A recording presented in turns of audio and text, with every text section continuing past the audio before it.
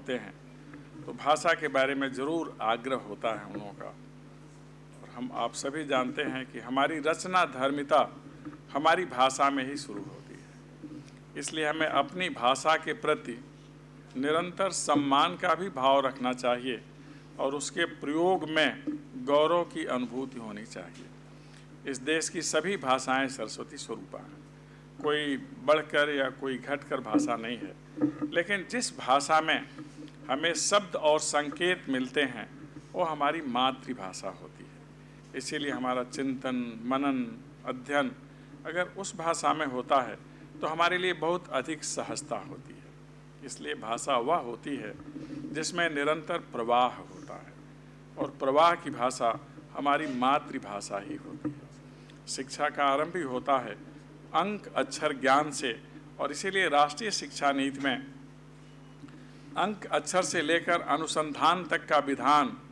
भारतीय भाषाओं में हो, इसकी विशेष व्यवस्था की गई है। भाषाओं के सीखने के कई उपाय हैं, आप सभी जानते हैं, उसको लेकर के कभी चिंता नहीं करनी चाहिए। भाषाएं तो अभी आपको ओम जी बता रहे थे कैसे 45 दिन का एक कैप्सूल कोर्स होता है, लेकिन भाषाएं तो परिवेश से आ जाती हैं। 3 महीने आप किसी भी ऐसे क्षेत्र में रहिए जहां आपकी भाषा नहीं बोली जाती, आप वहां की भाषा में दक्ष हो जाएंगे, पर्याप्त ज्ञान हो जाएगा आपको। इसीलिए इस देश में कुछ चीज़ों पर विशेष ध्यान दिया जाता है, वेशभूषा, भाषा, भोजन, भजन और भ्रमण। तो भ्रमण से बहुत सारी भाषाएं और भाषाओं के शब्द हमें मिल जाते हैं, इसलिए हमें यह सारे कार्य करने चाहिए। पहली बार राष्ट्रीय शिक्षा नीति जिसकी आत्मा भारतीय है और स्वरूप वैश्विक है, उसमें भ्रमण का भी विधान किया गया है कि सभी विद्यार्थी भारत भ्रमण करें। ऐसा इसलिए भी किया गया है कि हम लोग अभी तक तो नक्शे में ही इस देश को देखते हैं, शायद इकाई में वो प्रतिशत होगा इस देश के प्रमुख लोगों का, निवासियों का, नागरिकों का, जिन्होंने वस्तुतः भारत को देखा हो। इकाई में प्रतिशत होगा, उससे ज़्यादा नहीं। राष्ट्रीय शिक्षा नीति ने व्यवस्था की कि आप केवल नक्शे में भारत को नहीं देखिए, आप भारत का भ्रमण करिए, भारत को समझिए। भारत को जब समझेंगे, देखेंगे, तो भारत की बोलियों का, भारत की भाषाओं का आपको बोध हो जाएगा। भाषा तब समृद्ध होती है जब उसमें अन्य भाषाओं के प्रचलित शब्द भी समाविष्ट हो जाते हैं।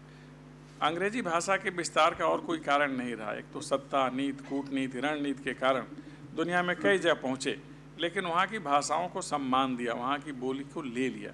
जैसे एक शब्द है हमारे यहाँ, नियर शब्द है, नियरही बा, नियरे बा, यह शब्द अंग्रेजों ने यहीं से लिया। उनकी भाषा नई है, हमारी भाषा पुरातन है। जैसे हमारा धर्म सनातन है, उसी तरह से हमारा भाषा परिवार भी पुरातन है। अब इसमें अधुनातनता की जो व्यवस्था हुई है उसका श्रेय तकनीकी को है, आज के बाजार व्यवस्था को है। वस्तुतः वह भाषा प्रभावी हो जाती है जो एक ही साथ संस्कार की भाषा होती है, सदाचार की भाषा होती है, लोक व्यवहार की भाषा होती है, बाजार और व्यापार की भाषा होती है, आजीविका की भाषा होती है। वही भाषा क्रमशः महत्वपूर्ण होती चली जाती है। इस संदर्भ में आज हिंदी का बहुत अधिक महत्व है। पूरी दुनिया में जो बाजार व्यवस्था है, विपणन व्यवस्था है और तकनीकी क्षेत्र है, उसमें अगर किसी को गति प्राप्त करनी है और उस गति को प्रगति के दायरे में लाना है तो उसके लिए तो हिंदी सीखना होगा। अब दुनिया के सभी प्रमुख हवाई अड्डों पर अब बोर्ड हिंदी में भी मिलते हैं। भाषा के विस्तार में और भाषा को संपन्न बनाने में देश के बाहर जो लोग जाते हैं उनकी बहुत भूमिका होती है। वो कलाकार हो सकते हैं, कथाकार हो सकते हैं, साहित्यकार हो सकते हैं, राजनेता तो होते ही होते हैं। आपको पता होगा भी विश्व हिंदी सम्मेलन हुआ है फिजी में। Fiji, Guyana, Mauritius, Tobago, Trinidad, इन सब देशों में हिंदी बहुत संपन्न भाषा है और उसे संपन्न और सत्ता की भाषा बनाने में यहाँ से गए हुए कामगारों की बहुत बड़ी भूमिका है। जब एक व्यक्ति अपने देश से दूसरे देश में जाता है तो अपने साथ कुछ चीज़ें ले जाता है, जिसमें उसकी बोली होती है, उसकी भाषा होती है और उसके सदाचार के ग्रंथ होते हैं, मानस और गीता। पूरी दुनिया में इसके बारे में जानकारी है। इसलिए हमें अपने जो ग्रंथ हैं, शास्त्र हैं, इनका भी निरंतर ध्यान रखना चाहिए। संस्कृत एक समय था जब इस देश में सर्वत्र व्यवहार की भाषा थी। आरंभ में बताया आपको ओम जी ने कैसे शंकराचार्य ने केरल से लेकर पूरे भारत में संस्कृत भाषा में ही अपनी बात रखी, अर्थात उस समय सब लोग हिंदी समझते थे। आवश्यक नहीं कि जो भाषा हम समझते हैं उसे हम बोलते भी हों, बोलते तो अपनी मातृभाषा है। मातृभाषा वह होती है जिस पर माँ की साया हो, और इसीलिए मातृभाषा, मातृभूमि, मातृशक्ति, इसका निरंतर हमें ध्यान रखना चाहिए। अब थोड़ी चर्चा जो विषय है शोध एवं अकादमिक लेखन की कर रहे हैं। आप लोग जानते हैं कि गुणवत्तापरक शिक्षा के लिए गुणवत्तापरक अनुसंधान की बहुत अधिक आवश्यकता है। बहुधा हम लोग कहीं जाते हैं और बातचीत में शोधार्थी लोगों से संवाद करते हैं कि गुणवत्तापरक शोध होता क्या है। तो आमतौर पर जटिल प्रश्न है और इसका उत्तर अपने अपने तरीके से ठीक ही देते हैं लोग। लेकिन गुणवत्तापरक शोध वह होता है जो तथ्य और तर्क से समर्थित होता है, जिसमें सत्याश्रय होता है, जिसमें प्रमाण होता है, जिसमें नूतनता होती है, जिसमें जवाबदेही होती है, जिसमें नीति नियामकों के लिए संदेश होता है और जिसमें भविष्य के शोधार्थियों के लिए सुझाव होते हैं। इतना मिलता है तो गुणवत्तापरक शोध मिलता है। गुणवत्तापरक इसलिए भी कहते हैं कि वह शोध गुणवत्तापरक है जो समाजोपयोगी हो और राष्ट्रोपयोगी हो। जिस शोध का इससे इतर संबंध होता है उसे गुणवत्तापरक शोध नहीं कहते। शोध वह होता है जो लैब से लैंड तक आता है, प्रयोगशाला से भूतल पर आता है। शोध वह होता है जो क्लास से कम्युनिटी में पहुंचता है, कक्षा से बढ़कर समुदाय तक पहुंचता है। आप सभी जानते हैं कि हमारे देश की परंपरा ऋषि और कृषि परंपरा रही है। हमारे जो ऋषि हैं गुरुकुलों में रहते थे, आश्रम में रहते थे, अरण्य क्षेत्र में रहते थे, लेकिन उनके जो गुरुकुल थे, आश्रम थे, जहाँ भगवान लोग शिक्षित होने के लिए जाते थे, वह सब अपने समय की प्रयोगशालाएं थी। और ये सारे ऋषि सूत्र बनाते थे, जिसे आजकल हम लोग फार्मूला कहते हैं। ऋषियों मंत्र द्रष्टारः, यह ऋषि की परिभाषा है कि ऋषि वह है जो मंत्र दृष्टा होता है। मंत्र अर्थात फार्मूला, वो मंत्र बनाते थे, विकसित करते थे, व्यवहार में कैसे उतरे यह समाज को देते थे।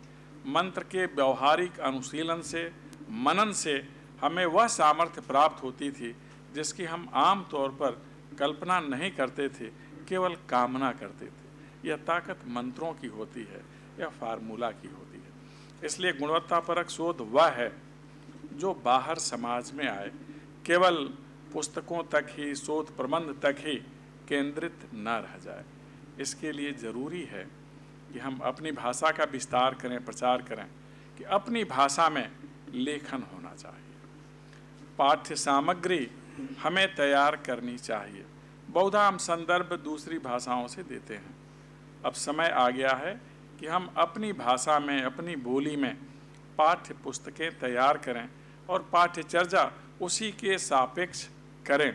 तब हमारी भाषा का विस्तार होगा, उसका प्रचलन बढ़ेगा।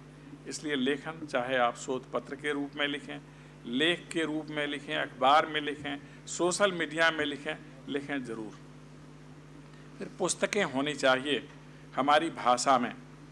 हमारी मौलिक पुस्तकें सबसे अच्छी होती हैं। इस देश की सभी भाषाएं बहुत अच्छी हैं। हर भाषाओं में बहुत महत्वपूर्ण ग्रंथ लिखे गए हैं। इसलिए अब राष्ट्रीय शिक्षा नीति में सभी महत्वपूर्ण ग्रंथों के अनुवाद के लिए कहा गया है। जिन्हें अन्य भाषाओं का बोध है उन्हें संबंधित पुस्तकों का अनुवाद भी करना चाहिए। हमारी बोली, हमारी भाषा में लिखे गए ग्रंथ तब दूसरी जगह पहुंच सकेंगे जब वहाँ की भाषा में इसका अनुवाद हो। इसलिए अनुवाद एक बहुत महत्वपूर्ण विषय है आज के संदर्भ में, जहाँ तक शोध और अकादमिक उन्नयन की बात होती है। शोध के लिए बहुत सारे प्रारूप होते हैं, प्रविधियाँ होती हैं। आप लोग पढ़े होंगे, अब तो एमए में ही शायद पढ़ा दिया जाता है, और जो बच्चे रिसर्च करते हैं उन्हें रिसर्च मेथोडोलॉजी बताई जाती है। शोध की प्रविधि, अब तो 4 साल का ही स्नातक पाठ्यक्रम हो गया है, जो उसे पूरा करेंगे सीधे शोध में जाएंगे। लेकिन उसमें भाषा के बारे में बहुत ज़्यादा आग्रह है कि आप अपनी भाषा में बोलिए, अपनी भाषा में लिखिए, अपनी भाषा में संवाद करिए। यह बहुत प्रसन्नता का विषय है आज कि आप सगर्व इस देश में कहीं भी हिंदी बोल सकते हैं। इस देश में ही नहीं, इस देश के बाहर भी आप आत्मविश्वास के साथ अपनी भाषा बोल सकते हैं। आप देखते होंगे कि हमारे देश के आज के जो राजनीतिक महानायक हैं, मोदी जी, जब दुनिया के किसी भी देश में जाते हैं तो संवाद हिंदी में ही करते हैं। यह महत्वपूर्ण बात है। जब आपके नायक दुनिया में जाकर हिंदी में संवाद कर सकते हैं तो आपको अवश्य करना चाहिए। आपकी हिंदी सबसे महत्वपूर्ण भाषा है आज दुनिया में। आरंभ में ही ओम जी ने बताया, स्वातंत्र काल में पूरे देश की यह जोड़ने वाली भाषा थी, तब इसे सेतु भाषा कहा जाता था। आज इसे समग्र भाषा कहा जाता है। सेतु से समग्र तक की इसने बहुत महत्वपूर्ण यात्रा की है। इसके साहित्यकारों के नाम इतने हैं को गिनाए नहीं जा सकते। हम लोगों ने भाषा जो सीखी उसमें एक ऐसा ग्रंथ है जिसे जितना अधिक सुविज्ञ लोग जानते हैं उतना अधिक वे भी जानते हैं जिन्होंने पाठशाला में जाकर कोई पढ़ाई नहीं की, जिनके पास कोई उपाधि नहीं है, लेकिन उस ग्रंथ को हमसे कुछ ज़्यादा ही बेहतर तरीके से उन्होंने समझा है। उसका नाम है रामचरितमानस। जितना पढ़ा लिखा जानता है उतना बिना पढ़ा लिखा भी जानता है, और कभी कभी हमसे बेहतर भाष्य वह व्यक्ति कर लेता है जिसने शिक्षण संस्थान में कभी कदम नहीं रखा। अगर भाषा का संस्कार बढ़ाना है तो आपको मानस जरूर पढ़ना चाहिए। प्रमाण देने के लिए संस्कृत साहित्य से बेहतर कोई साहित्य नहीं है। अगर कहीं प्रमाण देना हो आपको तो संस्कृत साहित्य का हमें अध्ययन करना चाहिए। हमें पुरातनता के साथ लोच और लावण्य, आकर्षण का अध्ययन करना हो तो हमें तमिल भाषा अवश्य सीखना चाहिए। कंबन रामायण, इस देश की सभी भाषाएं बहुत अच्छी हैं। हम बहुधा भाषा का जब प्रयोग करते हैं हम कहते हैं भाषा प्रांजल होनी चाहिए। प्रांजल का अर्थ है कि व्याकरण सिद्ध होनी चाहिए। जितना महत्वपूर्ण व्याकरण सिद्ध होना है, जितना महत्वपूर्ण वाक्य और वाक्यांश का शुद्ध होना है, उससे ज़्यादा महत्वपूर्ण है कि हम जो बोल रहे हैं वह लोग समझ सकें। अर्थात सहजता भाषा की बहुत ज़्यादा महत्वपूर्ण होती है। भाषा का भारीपन अच्छा नहीं माना जाता, भाषा का बोधगम्य होना अच्छा माना जाता है। इसलिए हमें सहज रहकर सरस और सरल भाषा का प्रयोग करना चाहिए। भाषा की तरलता में, भाषा की सरलता में और भाषा की सहजता में जो आंचलिक बोलियां हैं उनके शब्द बहुत महत्वपूर्ण भूमिका का निर्वहन करते हैं। भाषाओं की संख्या हम लोग जानते हैं, हमें बहुत सारी बोलियों का भी आश्रय लेना चाहिए। आपकी अपनी भी बोली है। जो मिठास बोलियों में होता है उतना अधिक मिठास भाषा और साहित्य में दुर्लभ होता है। नहीं होता ऐसा मैं नहीं कह रहा, लेकिन दुर्लभ होता है। इसलिए अपनी बोली का भी प्रयोग करना चाहिए। जब आप घर में जाते हैं और आपकी माँ, बहन, भाई, पिता आपकी बोली में आपसे संवाद करते हैं तो आपको बहुत अच्छा लगता हो। तो आप अपनी बोलियों को सहेज कर रखें, क्योंकि हमारे परंपरागत ज्ञान की धाती हमारी बोलियों में है। परिवेश की खूबसूरती हमारी बोलियों में है। यही बोली शब्द के रूप में साहित्य को समृद्ध करती है और फिर वह समाज का दर्पण बनता है जिसे साहित्य कहते हैं। इसलिए साहित्य को समाज का दर्पण कहते हैं कि दर्पण की विशेषता है कि उसके सामने जो खड़ा होता है वही दिखलाई देता है, लेकिन साहित्य वह दर्पण है कि उसके सामने खड़ा होता है मनुष्य और दिखलाई देता है समाज। खड़ा होता है समाज और दिखलाई देती है व्यवस्था, खड़ी होती है व्यवस्था और दिखलाई देती है मानवता। यह साहित्य की ताकत है और यह भाषाओं की ताकत है। हमें इसके बारे में हमेशा ध्यान रखना चाहिए। राष्ट्रीय शिक्षा नीति का एक लक्ष्य है कि हम इसके माध्यम से विश्व नागरिक तैयार करेंगे, क्योंकि हमारे यहाँ विद्या को लेकर बहुत ज़्यादा चिंतन किया गया और बहुत ज़्यादा कहा गया। एक सूत्र में सा विद्या या विमुक्तये, विद्या वह है जो हमें मुक्त करती है अज्ञानता से, संकीर्णता से, अभाव से और अंधकार से। यह शिक्षा होती है, यह विद्या होती है। तो हमें इस विद्या के माध्यम से हर प्रकार की संकीर्णता से अपने को मुक्त करना है, तभी हम अंधकार से प्रकाश की ओर आ सकेंगे, असत्य से सत्य की ओर आ सकेंगे, व्यष्टि से समष्टि की तरफ हम पहुंच सकेंगे। यह विद्या का ध्येय है और इसी में इसका दर्शन निहित है। सर्वोन्नति, आत्मोन्नति यह शिक्षा का लक्ष्य है जिसे हमें प्राप्त करना है, व्यक्तित्व का पूर्ण विकास करना है। ऐसा करने के लिए हमें कुछ तैयारियां करनी है। आप लोग बहुत सारी बातें सुनते होंगे कि नैक का मूल्यांकन होता है। शिक्षक वह व्यक्ति होता है समाज का जिसका प्रतिपल मूल्यांकन होता है। संस्थाओं का कभी कभी 5 साल में, विद्यार्थियों का अब तो नया सिस्टम आ गया है, साल में 2 बार मूल्यांकन होने लगा। हम लोग भी जब प्राइमरी पाठशाला में पढ़ते थे 10वीं क्लास तक, तो उस समय भी छमाही परीक्षा होती थी, वार्षिक परीक्षा होती थी। अब सेमेस्टर सिस्टम आ गया है, फिर हम उसी दौर में पहुंच गए हैं। अच्छा लगता है कि हम परीक्षित हों, लेकिन शिक्षक प्रतिपल परीक्षित होता है, इसलिए हमें बहुत सजग रहना पड़ता है। विद्यार्थी भी हमारा मूल्यांकन करता है कि हम कैसे बोलते हैं, कैसे चलते हैं, हमारा उच्चारण कैसा है।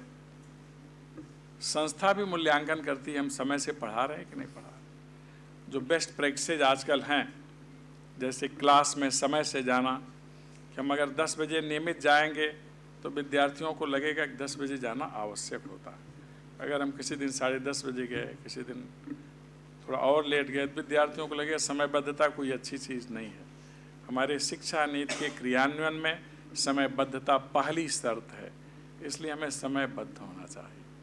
ये मूल्यांकन होता है। समाज भी हमारा मूल्यांकन करता है कि किस तरह से चलते हैं, क्या पहनते हैं, कैसे रहते हैं। राष्ट्र हमारा मूल्यांकन करता है, सब जगह हमारा मूल्यांकन होता है, इसलिए हम निरंतर सतर्क रहने वाले लोग हैं। हमने आरंभ में ही बताया सा विद्या या विमुक्त है, जो मुक्त कर दे। शिक्षक कभी मुक्त नहीं होता।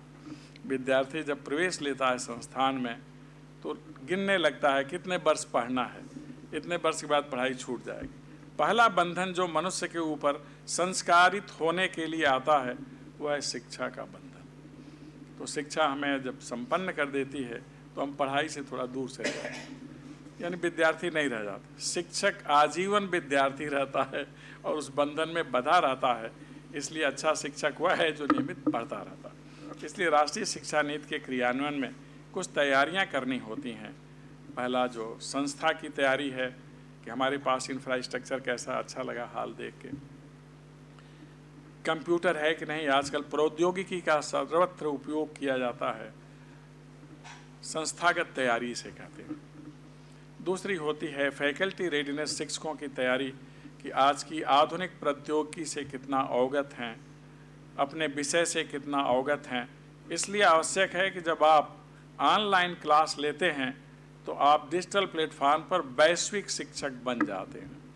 आपसे दुनिया में कहीं का भी विद्यार्थी प्रश्न कर सकता है और आप जो बोलते हैं वह डिजिटल प्लेटफॉर्म पर संचित रहता है।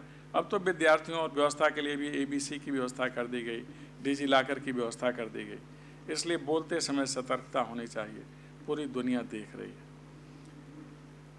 इसी तरह से विद्यार्थियों की तैयारी होती है कि जब आप प्रश्न पूछते हैं तो दुनिया भर के विद्यार्थी देख रहे होते हैं।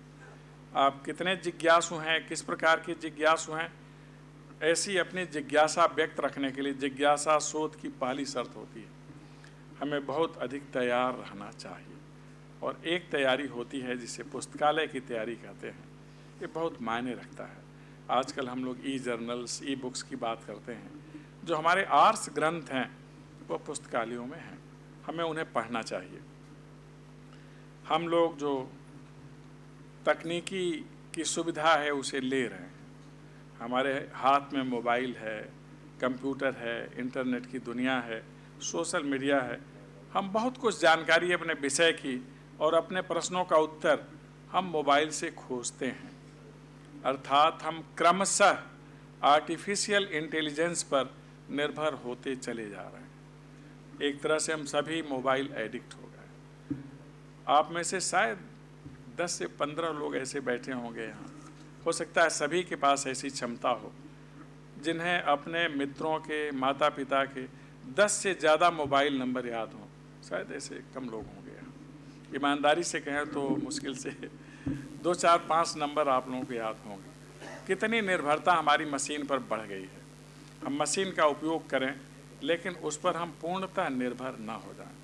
आर्टिफिशियल इंटेलिजेंस की क्षमता हमारे इस नेचुरल इंटेलिजेंस से ज़्यादा नहीं है। हमारा मस्तिष्क बहुत मायने रखता है। आप थोड़ा मनन करिए, आप सोचिए मन की ताकत। आप यहाँ बैठे हैं और दुनिया में घूम रहे हैं, ये ताकत है मन की। इससे ज़्यादा वेग किसी के पास नहीं होता। इसी से बना है मनन। और जब आप मनन करते हैं तो हमारी श्रुति स्मृति परंपरा के आप वाहक भी बनते हैं, दृष्टा भी बनते हैं और सृष्टा भी बनते हैं। इसलिए हमें अपनी परंपरा का विशेष ध्यान रखना चाहिए, जिसे भारत की ज्ञान परंपरा कहते हैं।